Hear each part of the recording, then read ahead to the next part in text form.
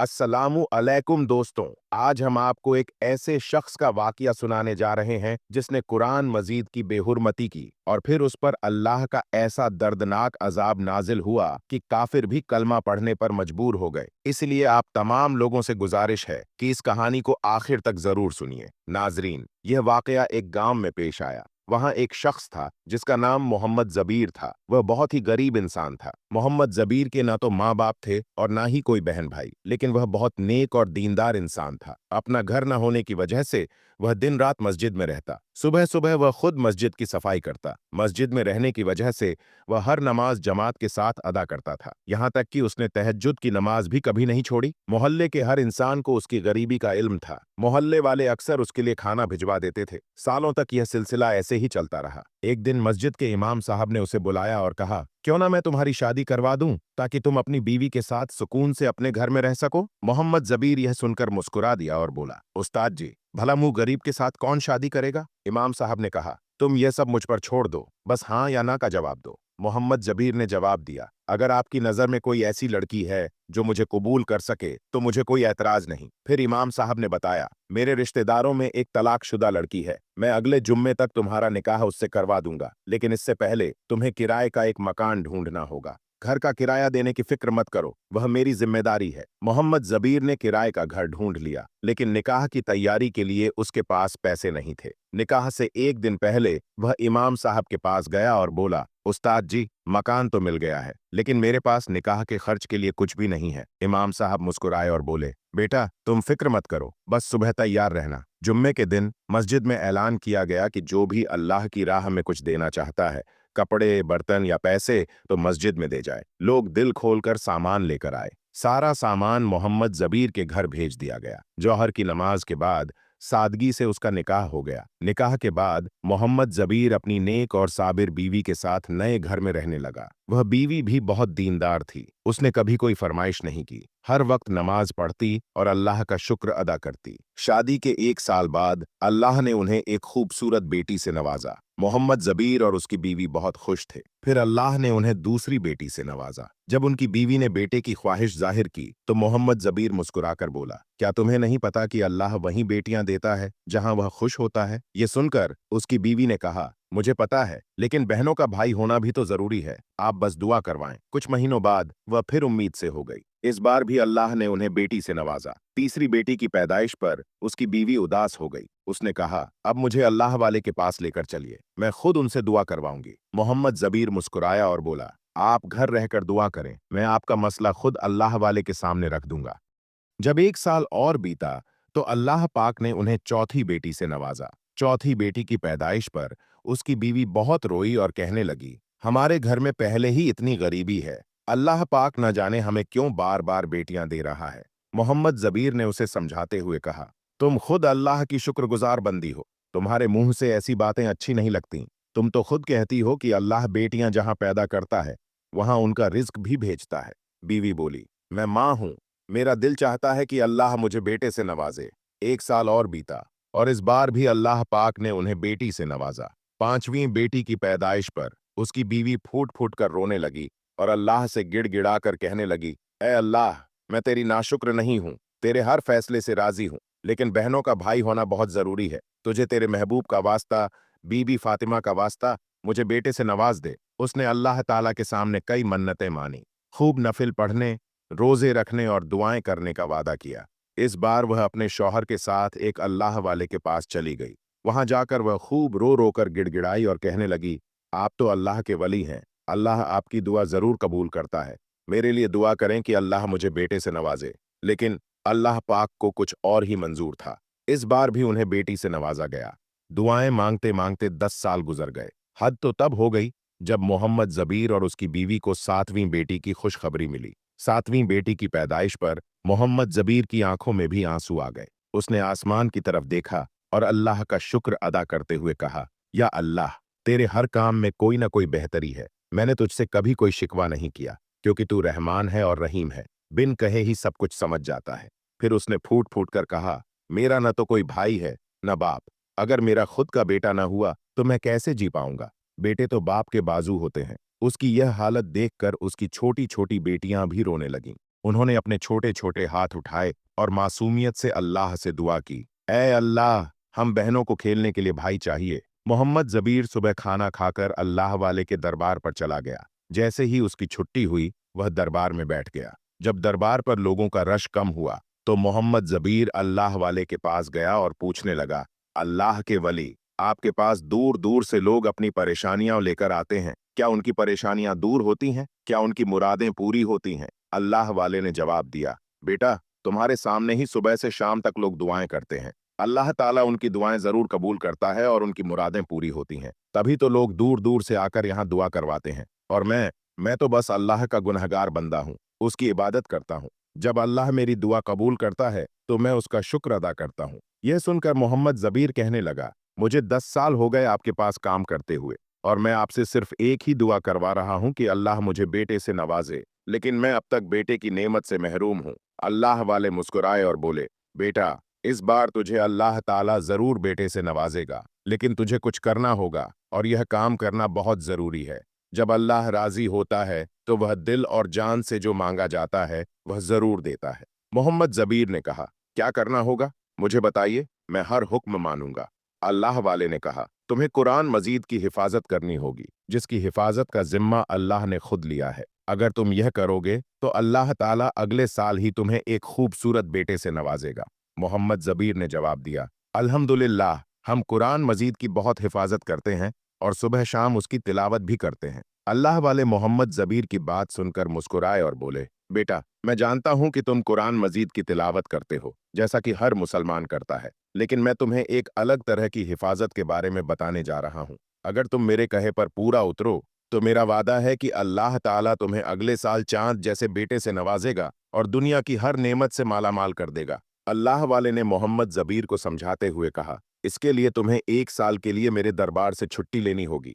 फिर तुम्हें गांव के बाहर एक वीरान बस्ती में एक बड़ा गड्ढा खोदना होगा। हर सुबह से शाम तक लोगों के दरवाजे खटखटाना और पूछना होगा कि क्या उनके घर में कोई शहीद सफ़ा, पुराने कुरान मजीद के पन्ने या इस्लामी किताबें हैं जो इस्तेमाल के काबिल नहीं रहीं। इनका सही तरीके से सम्मान करना तुम्हारा काम होगा। मोहम्मद जबीर ने झुककर सिर हिलाया और कहा, मैं तैयार हूं, यह नेक काम मैं पूरे दिल से करूंगा।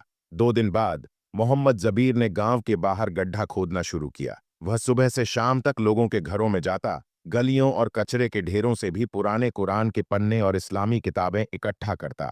वह उन्हें साफ करता और बड़ी इज्जत से गड्ढे में दफनाता। मोहम्मद जबीर का यह नेक काम चारों ओर मशहूर हो गया। गांव वाले उसके प्रयासों को देख उसकी मदद करने लगे। 1 साल इसी तरह बीत गया। इस दौरान मोहम्मद जबीर ने पूरे समर्पण के साथ काम किया। एक दिन जब वह अपने काम से लौट रहा था तो उसकी बीवी ने खुशी खुशी उसे यह खबर दी, अल्लाह ने हमें 2 जुड़वा बेटों से नवाजा है। यह सुनकर मोहम्मद जबीर की आंखों से खुशी के आंसू बह निकले। उसने अल्लाह का शुक्र अदा किया और कहा, या अल्लाह, तू कितना रहमान और रहीम है, तूने मेरी मुराद पूरी कर दी। मोहम्मद जबीर ने अपने जुड़वा बेटों के जन्म की खबर सबसे पहले अल्लाह वाले को देने का फैसला किया। वह तुरंत उनके दरबार पर पहुंचा और उनके कदमों में गिरकर रोते हुए कहा, आज आपकी दुआओं की बदौलत अल्लाह ने मुझे 2 जुड़वा बेटों से नवाजा है। मैंने उनके नाम कासिम और आसिम रखे हैं। भले ही मैं गरीब हूँ, लेकिन आप जो भी चाहेंगे मैं देने के लिए तैयार हूँ। यह सुनकर अल्लाह वाले मुस्कुराए और बोले, बेटा, हमें दुनिया की किसी चीज की जरूरत नहीं होती सिवाय अल्लाह, उसके रसूल और उसकी इबादत के। लेकिन मैं तुम्हें एक नसीहत जरूर करूंगा, कभी भी यह नेक काम मत छोड़ना। अपने बेटों को भी यही सिखाना, अल्लाह पर भरोसा रखना, बाकी सब वह संभाल लेगा। मोहम्मद जबीर ने उनकी बातें दिल पर ले लीं। वह घर लौटा तो देखा कि उसकी बीवी और बेटियां खुशी से झूम रही थीं। उसने अपनी बीवी से कहा, अल्लाह ने हमें आज जिंदगी की सबसे बड़ी खुशी दी है, इसलिए मैं चाहता हूं कि इस खुशी में ऐसा अनोखा काम करूं जिससे अल्लाह और दुनिया दोनों खुश हो जाएं। बीवी ने उत्सुकता से पूछा, क्या करना चाहते हो? मोहम्मद जबीर ने जवाब दिया, मैं चाहता हूं कि गांव के हर घर में एक एक कुरान मजीद बांट दूं। यह अल्लाह की नेमत का शुक्र अदा करने का सबसे अच्छा तरीका होगा। बीवी यह सुनकर बहुत खुश हुई। अगले ही दिन मोहम्मद जबीर ने कुरान मजीद मंगवाए और गांव के हर घर में अपने हाथों से कुरान मजीद बांट दिया। गांव वालों ने इस नेक काम की बहुत तारीफ की और सभी ने कुरान मजीद को बड़े प्यार और अदब से कबूल किया। मोहम्मद जबीर ने अपने बेटों कासिम और आसिम को दीनी और दुनियावी दोनों तालीम देने का फैसला किया। उन्होंने सबसे पहले उन्हें मदरसे में दाखिल करवाया ताकि वे कुरान मजीद को हिफ्ज कर सकें। उनकी बेटियों को भी उन्होंने न सिर्फ घर की जिम्मेदारियां सिखाईं बल्कि दुनियावी तालीम भी दिलवाई। वक्त बीतता गया और मोहम्मद जबीर के दोनों बेटे हाफिज कुरान बन गए। कासिम ने अपने गांव में एक छोटा सा मदरसा खोला जहां बच्चों को कुरान की तालीम दी जाती थी। आसिम ने अपने पिता के साथ मिलकर कुरान मजीद की हिफाजत का काम संभाल लिया। कासिम की ख्वाहिश। एक दिन कासिम ने अपने पिता से कहा, बाबा जान, मैं चाहता हूं कि बैरून मुल्क विदेश जाऊं, वहां मेहनत करूं और इतना पैसा कमाऊं कि इस मदरसे को बड़ा बना सकूं ताकि दूसरे गांवों के लोग भी यहां आकर तालीम हासिल कर सकें। यह सुनकर मोहम्मद जबीर ने कहा, बेटा, मैंने तुझे अल्लाह से मन्नतों और दुआओं के बाद पाया है। मैं नहीं चाहता कि तू मुझसे दूर जाए। जो कुछ अल्लाह ने दिया है मैं उसी पर राजी हूं। कासिम ने समझाते हुए कहा, बाबा जान, जिस अल्लाह ने आपको मुझे दिया है उसी पर भरोसा कीजिए। मुझे इजाजत दीजिए, मैं बैरून मुल्क जाकर मेहनत करूंगा। यहाँ का काम आप और आसिम भाई संभाल लेंगे, मेरी फिक्र मत कीजिए। मोहम्मद जबीर ने बेटे की जिद के आगे हार मान ली और कहा, ठीक है बेटा, जैसे तेरी मर्जी, लेकिन बैरून मुल्क कैसे जाओगे? कासिम ने कहा, बाबा जान, इस फिक्र को मुझ पर छोड़ दीजिए। मैं अकेला नहीं जा रहा हूँ, गांव के 3-4 लड़के भी मेरे साथ जा रहे हैं। हम सब मिलकर तैयारी कर रहे हैं। जब कासिम के जाने का दिन करीब आया तो मोहम्मद जबीर का दिल बेटे से बिछड़ने के गम और उसकी कामयाबी की उम्मीदों के बीच झूल रहा था। कासिम की मां ने उसके लिए कुरान मजीद का एक खूबसूरत गिलाफ तैयार किया। एयरपोर्ट पर रुखसत करते वक्त उन्होंने कुरान मजीद उसके हाथ में थमाते हुए कहा, बेटा, जब भी कोई मुश्किल आए इसे पढ़ना और अल्लाह को याद करना। कासिम ने मुस्कुराकर कहा, अम्मा जान, मैं हाफिज कुरान हूँ, कुरान मजीद मेरे सीने में है। माँ ने जवाब दिया, बेशक बेटा, लेकिन फिर भी इसे साथ रखना, इससे तुझे सुकून मिलेगा। कासिम की नई शुरुआत 2 दिन बाद कासिम और उसके दोस्त इटली पहुंच गए। वहां उन्हें काम और रहने के लिए जगह आसानी से मिल गई। लेकिन जिस फैक्ट्री में वे काम करते थे वहां का मालिक सख्त उसूलों वाला गैर मुसलमान था। कासिम ने सुबह सुबह कुरान मजीद की तिलावत और 5 वक्त की नमाज को अपनी दिनचर्या का हिस्सा बना लिया। आवाज इतनी खूबसूरत थी कि फैक्ट्री में काम करने वाले मुसलमान और गैर मुसलमान सभी उसकी तिलावत सुनने के लिए रुक जाते। धीरे धीरे उसके अच्छे व्यवहार और दीनदारी ने सबका दिल जीत लिया।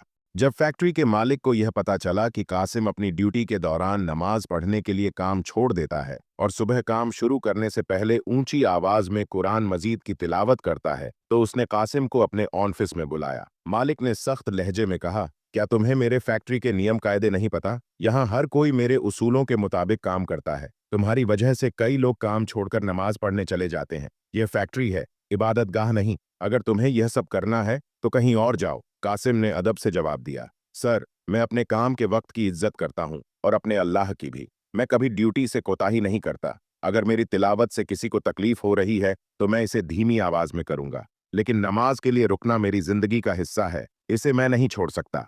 मालिक ने गुस्से में कहा, अगर तुम्हें यहाँ काम करना है तो मेरे नियम मानने होंगे। यह आखिरी बार है, मैं किसी को नियम तोड़ने की इजाजत नहीं देता। अगली बार तुम्हारी सैलरी काट ली जाएगी। कासिम ने दिल में अल्लाह से दुआ की और ठान लिया कि वह अपने दीन को कभी नहीं छोड़ेगा। अगले दिन वह सुबह फिर उठकर तिलावत करने लगा।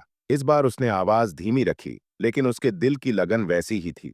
जब मालिक ने अपने कैमरों में देखा कि कासिम तिलावत कर रहा है तो उसने सोचा, यह लड़का इतना सख्त क्यों है? आखिर इसमें ऐसा क्या है जो इसे झुकने नहीं देता? एक दिन फैक्ट्री में एक हादसा हो गया। बिजली के शॉर्ट सर्किट की वजह से आग लग गई। सारे मुलाजिम इधर उधर भागने लगे। कासिम ने फौरन अल्लाह का नाम लिया और अपने साथियों को बचाने में जुट गया। वह अपनी जान की परवाह किए बिना एक एक को बाहर निकालने लगा। जब आग बुझी और सब सुरक्षित थे, मालिक ने देखा कि कासिम ने कई लोगों की जान बचाई थी। उसकी आंखों में पानी आ गया। उसने कासिम को बुलाकर कहा, तुम जैसा सच्चा और ईमानदार इंसान मैंने पहले कभी नहीं देखा। मैं तुम्हें रोकने की कोशिश करता रहा, लेकिन आज समझ आया कि तुम्हारा अल्लाह और तुम्हारा ईमान तुम्हारी ताकत है। कासिम ने विनम्रता से कहा, सर, मेरी ताकत सिर्फ अल्लाह की रहमत है और मैं बस उसकी इबादत करता हूँ। उस दिन के बाद मालिक ने कासिम और उसके साथियों को नमाज पढ़ने और तिलावत करने की पूरी आज़ादी दे दी। उसने यहाँ तक कहा, तुम्हारी तिलावत अब मुझे भी सुकून देती है। जब तक तुम यहाँ हो इस फैक्ट्री में अल्लाह का नाम लिया जाएगा। कासिम की मेहनत और अल्लाह पर भरोसे ने न सिर्फ उसके मालिक का दिल बदला, बल्कि फैक्ट्री के कई गैर मुसलमान मुलाजिमों को भी इस्लाम की तरफ खींच लिया। कुछ समय बाद कासिम ने इतना पैसा कमा लिया कि वह अपने गांव वापस आकर अपने मदरसे को बड़ा बना सके। मोहम्मद जबीर ने अपने बेटे की कामयाबी और ईमानदारी पर अल्लाह का शुक्र अदा किया। उनके घर की हर दीवार गवाह थी कि जब इंसान अल्लाह पर पूरा भरोसा रखता है तो वह हर मुश्किल आसान कर देता है। दोस्तों, आज की वीडियो में बस इतना ही। अगर आप पार्ट 2 देखना चाहते हैं तो कमेंट में अल्लाहू अकबर जरूर लिखें। आपके फीडबैक का इंतजार रहेगा।